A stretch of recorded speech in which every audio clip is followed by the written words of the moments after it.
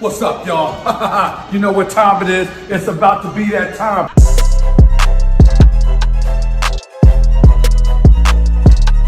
I want to see Izo shoot the mask off of one of these two guys. Another one. So someone's got to save him.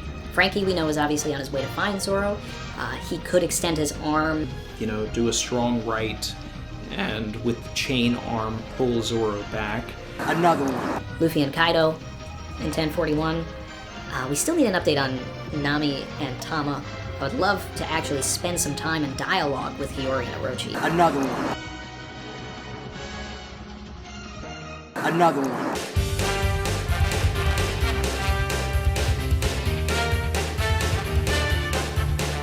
Damn, son, where'd you find this?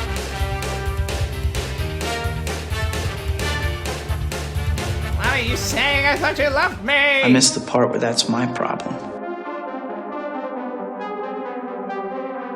Savage. And we're back. One Piece. Chapter 1041 is out. We brought the win counter back by popular demand. It's not that we have not been winning, it's just I haven't been putting the clips together to, you know, do it. But we had so many specific little tiny wins that people were requesting it. So, yeah. Izo shot off a mask. We called that. Zoro was going to be saved by Frankie using strong right. Yep, we called that.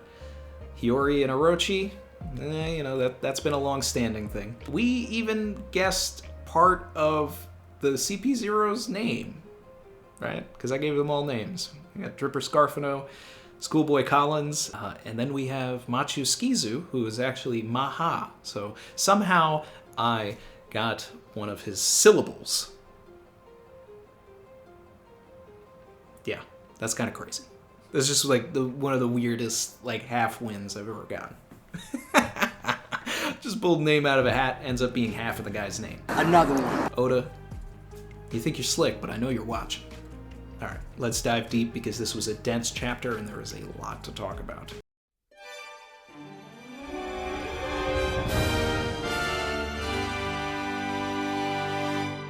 You'll love all of the shamisen hits on the Hiyori collection. Each CD is packed with all of your favorites. An Ode to Odin, Bingo Bongo Bungo, Flying Kick of Love, I'm Secretly Crying Behind My Mask, Moon Princess, and many more. Act now and get a second CD, absolutely free.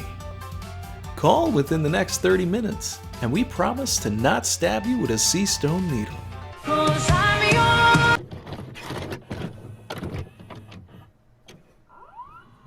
Best part of the chapter, Hiyori and Orochi, okay? This was beautiful, beautiful. I'd go as far as to say that it was sexy, okay? Hiyori used a Kairoseki needle, a Kairosexy needle. Whoa, calm down, Jamal. To stop Orochi from transforming. Smart. Okay? That's some Batman World's Greatest Detective stuff right there. Loved it. It's exactly what I want. You know? Use those brains. Now, we had seen Kairoseki needles, sea stone needles. Earlier in the arc, Hawkins used them against Law. He tried to teleport away, but he couldn't because Hawkins had punctured him. Now, Orochi's trapped. Hiyori's got him exactly where she wants him. Now this is a perfect opportunity for Hiyori to also reveal that she's a secret samurai, pull a sword out of nowhere, and finish this man off. Denjiro could show up. We have not seen him in 32 chapters. All right. For context, the length of Marineford was 31 chapters. So Denjiro has been missing for longer than Marineford. Okay. And also for context, for more math, all of Wano right now is about 4.2, 4.3 Marinefords. Yeah. Let's go. Man knows algebra. Denjiro could appear and hand Hiyori his sword and say, hey, you know, you want the honors? I'm okay with that too. We've talked about that. Up until really, I would say the previous chapter, the entire arc was on an incline. Okay, and while there are elements that have been shifting us towards this decline, it's really this chapter that I feel is now starting the roller coaster towards the end of the arc. Okay, we got rid of Big Mom.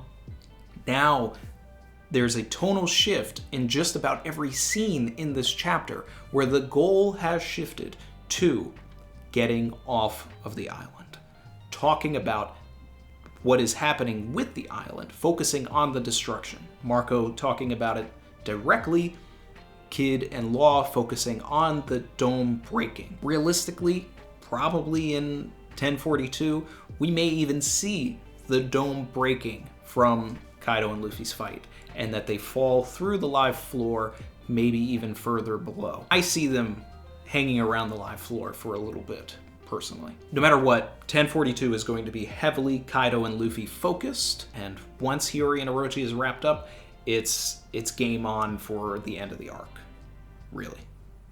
Because anything with CP0 and any other forces, that's going to happen at the very end of Kaido and Luffy, or after. Is Izo dead? This is One Piece, right? So I don't think Izo is dead. But could they die? If Oda wanted to, yes. Izo has no standing threads that need to get tied up, right? Great last words, if possible, saying, hey, Kiku, you need to live on, right? That's perfect. The shading on them looks like they could go, and I'm okay with it, all right? All I wanted from Izo was a scene of importance, something that only they could do that proved why they needed to be here, right? So when they were matched up with CP0, I said the only reason Oda would do this is if Izo accomplishes something in this battle. Even if it's as simple as, just like they knocked King's sword out of his hand, they knock off a mask, okay? Oda took it even further by actually having Izo take out one of them completely, all right? The internet has been calling Dripper Scarfino a fraud, because he got a call from my guy Schoolboy Collins saying, hey, Straw Hat Luffy is excommunicado, so get on that roof and take care of him. So my man's like, whoa, hey, Luffy and Kaido are scrapping. I'm not getting in the middle of that. But to me, from my perspective, it really looked like Dripper was just hanging out, letting his boy, finish Izo off, and then was surprised that Maha Skizu couldn't cut it, right? Or maybe Izo was holding them both back. Either way, off screen, no me. The idea that the Gorosei want CP0 to take out Luffy only emboldens the thought that the fruit that they were talking about is the Gomu Gomu no Mi, which I have not considered any other possibility, and I'll take the L if it ends up not being that. But the only thing that makes sense to me in this Chosen One story that we are reading is that, yeah, his hat is important, his lineage is important, and yeah, now his fruit's important. But that was foreshadowed in 1018, 1017 anyway, because Who's Who was protecting the fruit. It is my belief, and it is still my belief, that Luffy can turn into a giant. But not only that, I think that his awakening will be that he can make other things grow and shrink.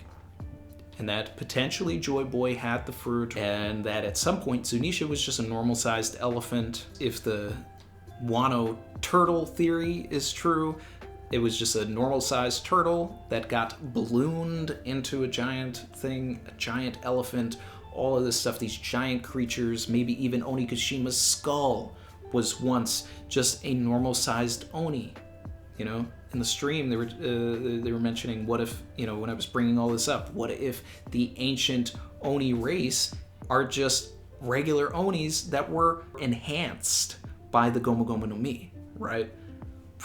Now you're even more of a giant. What if the giant sword that we've been seeing is also something that was ballooned by the original user of the Gomu Gomu no Mi?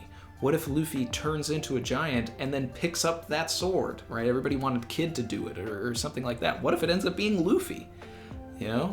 Attack on Mugiwara here. Getting a little wacky, but I mean, that's... The awakening is going to play a role, okay? And if everybody can get off of Onigashima and Luffy is able to shrink Onigashima to the point where it creates minimal damage to everybody, that's a way out of this arc too. I don't know. I mean, after seeing Kid's awakening, that's the only thing that I think can happen with Luffy here. Kid is able to bestow his power onto somebody else. Luffy, by doing so, right, who can balloon and grow his arms with Gear 3rd and then shrink and all of this stuff, if he can put that on somebody else, that's a threat worthy of the Gorosei saying, kill this man. Drake is back up. Okay, now there's two things that could happen here for Drake. One, he goes back after Dripper Scarfino and protects Luffy from him. Okay, I don't think that that's what's going to happen here. He says, I'm not leaving here empty-handed, right? We know that he is a secret marine working for Sword. Sword versus Shield, right? Dripper and Drake's, they scrapped, okay? But what I'm thinking here is that he wants to get on a snail, all right? Drake wants to get his hotline blinging, and he needs to call up and report what CP0 has been up to on Wano. Point blank period. He's going to call up Kobe, hopefully Garp. Show us somebody else that's in Sword, okay? Suru, Aokiji, whatever, okay? Make a phone call, my man, okay? I want more information on Sword. Or go find Law.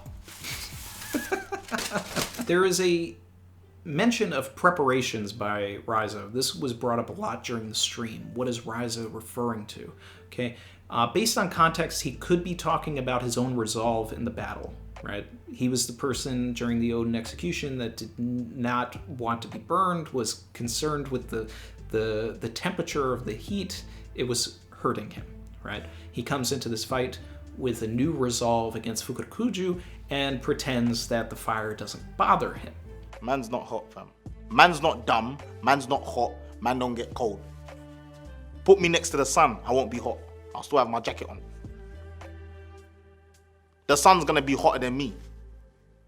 I won't even be hot. Okay, so his own preparations, his resolve was complete. Now, if he's talking about some sort of plan, then that had to have been some sort of conversation that him and Denjiro maybe had on the side. Because the only person that's really pulling a plan off right now is Denjiro. He would understand what Orochi would have planned. Perhaps that is the way to get everybody off of Onigashima, which is the clear trajectory for the arc starting with this chapter now. Everything has shifted. Everybody wants to get off of Onigashima now.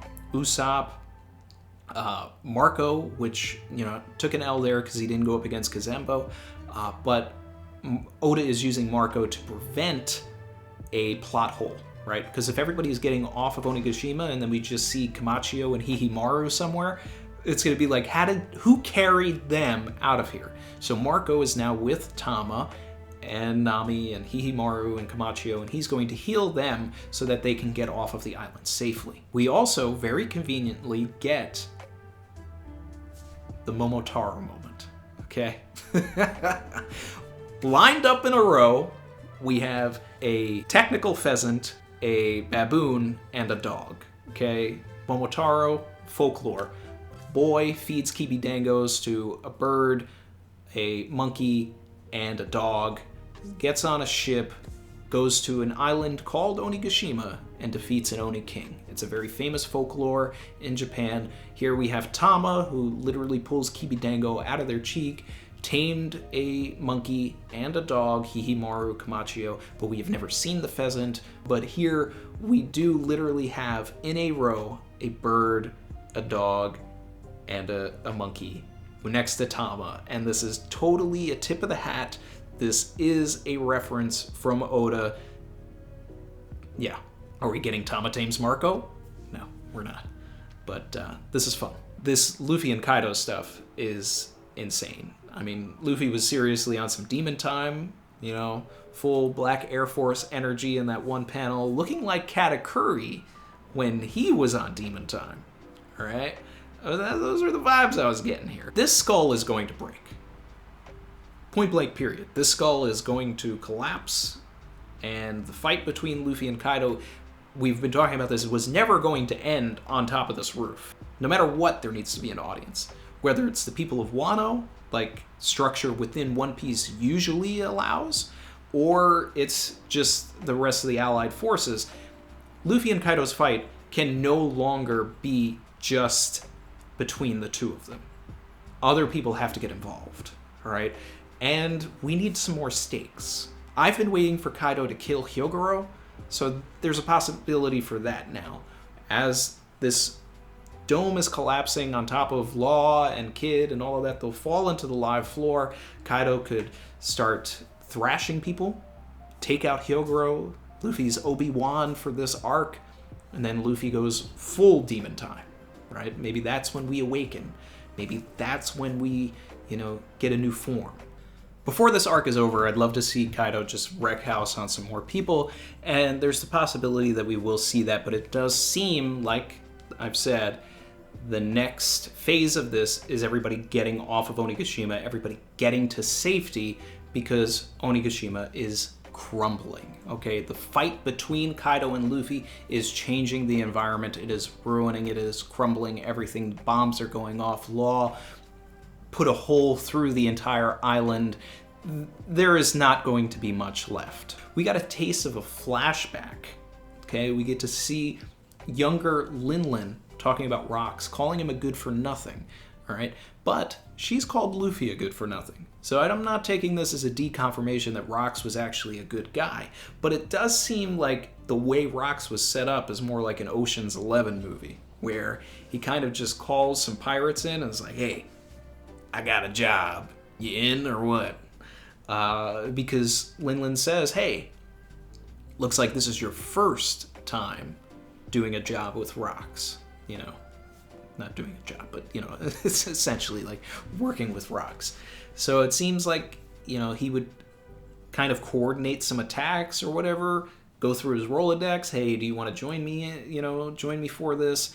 And he is likely such a charismatic guy, much like Luffy is, to where he's able to just bring these people in for whatever he needs. There was definitely a before to this, where Kaido either messed up, maybe was even chewed out by Rocks, scolded. For Linlin to come up and have a conversation like that, we need to see the other side of that, and I think when we eventually get a more fleshed out Rocks Kaido backstory, which is definitely coming soon, maybe in 1042, but certainly within the next couple of chapters, maybe not the next one, based on what Luffy said at the end of the chapter, like, I don't care about your dreams, like, you made everybody starve, like, I don't have time for your flashback. But I want it. I have time for the flashback, okay? The only way that we're really going to get the flashback to begin with is if Yamato is present. That's how I feel. And like I've said in the past, this arc will not end without a flashback and then an epilogue, because that's how it started. And Oda loves full circle storytelling. We started with a prologue, them arriving to the coast, to, Tokage Port. Then we got the whole Oden flashback, everything with Onigashima. We'll get the Kaido flashback, and then we'll get an epilogue where, we'll figure out what happens there later. But it'll probably be a threat coming to Wano, the world government annexing Wano, right? And the annexation of Wano seems even more likely based on the very first scene of the chapter, right? This chapter was so dense, right? We did get some more information on Zunesha, Momonosuke, Yamato, JoyBoy, all of that stuff. I was not expecting that. I thought Oda was going to just leave us with that dawn and like come back to that way later. He didn't flesh it out too much, but we did get a confirmation that pages from Oden's logbook have been ripped out. All right, so Yamato fans that want Yamato to join the crew get a feather in their cap, because the biggest concern against Yamato joining by a majority of people is that Yamato has the spoilers for Laugh Tale, so they can't join. All right. Well, now if that's the route that Oda wants to go, they can. What is absolutely positive is that Momonosuke is joining. Okay, Momonosuke has, in Momonosuke was always joining in my mind, but it was always sort of like maybe like a 90-something%, but now it's very much a 100% thing, guarantee that Momonosuke will be riding. And the interesting thing to me is when he sort of compares himself to Odin and Odin's desire to open the borders, and Momonosuke saying, I don't know, like, do I want to do that? Does that make me a coward? Well, first of all, you're not a coward, okay? You gave up your youth. You are protecting your entire people from getting crushed right now. You bit Kaido. You've done a bunch of stuff. You're not a coward, okay? You know, are you the most brave? No. Probably, but, you know, you're pretty close to Usopp's scale, all right? Maybe even above, actually, because Usopp has still never held an island. But, I mean, that's not fair, because that's Momonosuke's ability, right? Either way. Momonosuke is going to join.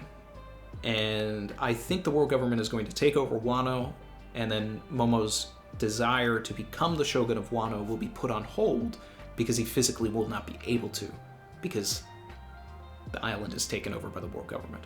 So then once we eventually take down the world government, then we come back, Momo can become the shogun. And we have this dream that doesn't seem amorphous and like could easily be accomplished, right? Yamato has this moment where they kind of have this spark after Momonosuke asks, am I a coward? So it seems that Yamato gets some sort of an idea. Hopefully this like gets them away from the bomb area, or they toss the bombs out from the bottom. You know, come on, let's at least address these bombs first and foremost. Maybe get an answer on what happened to Kazenbo. I don't think that it's done for, but I think Yamato needs to get back up to the live floor to be there for when Luffy and Kaido crash down. Because a conversation between Yamato and Kaido, if Yamato is present, then we could get the full scope of the flashback with Yamato's perspective, right? So that it's not just Kaido focused, and then we get a Kaido chapter, a Kaido flashback, and then we get a Yamato flashback. We can get the Kaido and Yamato flashback together if they're in the same room. So I'm thinking maybe Oda wants to maneuver the pieces around for that to happen, but we'll find out. Maybe they fall all the way down to the bomb room, and the bombs play a role in the fight between Luffy and Kaido. Maybe. I mean, anything is possible. It's Oda's story. So for 1042, definitely more Kaido and Luffy. Hopefully the skull breaks. We move into the live floor. I would love to see some more of Frankie and Zoro sort of kind of, you know, get that scene of Frankie maybe saying, whoa, he doesn't have a pulse. I've got to get him to Chopper immediately. I'd love to see something with Robin and Brook just to sort of button that up. What was the spark that Yamato had? Where are they going to go, right? But either way, the main focus of 1042 is going to be Luffy versus Kaido. It could very well be an entire chapter of Luffy versus Kaido. Based on the way that this chapter ended and the way that everything is moving downward into a spiral, we have kind of solidified a lot of the open threads. There are some, but there's nothing immediately pressing other than Hiyori and Orochi, right? That's the thing, that's the most important thing to button up. But if we took a break even for a flashback, now's the time. If there is ever a time, it's in this area of the story, I think. Although Luffy did say, you know, I don't have time for your flashbacks, so we'll see. All right, that's going to do it for today, guys. Thank you so much for hanging out. Don't forget to catch me and Chrissy on Twitch, twitch.tv/RandyTroy, twitch.tv/Chrissy Varley. We're doing casual gaming. We're doing anime reactions. Chrissy's finally doing her Under X Hunter series. She's in Your Canoe right now. And the next time she streams, it's going to be the Shovel episode. All right, so I'm excited for that. I want to thank the new members to the channel. All right, Bike Vanilla, Mugiwara Desnez, or Dene, Patrick, Posen Theory, Asta Zoldyck, Wesley Edelin, and Tanner Murphy. And we also had a bunch of people rejoin, so thanks to you guys, Bierkles Dizori, Marios L, TM, Viswa, Nico Robin, My Heart. the support with the channel is so appreciated. All right, and again, we're still streaming on this channel, and we have the second channel for the VODs. Okay, Randy Troy. All right, thanks so much, guys, and I'll see you here. I'll see you on Twitch, and we're keeping it going. Later.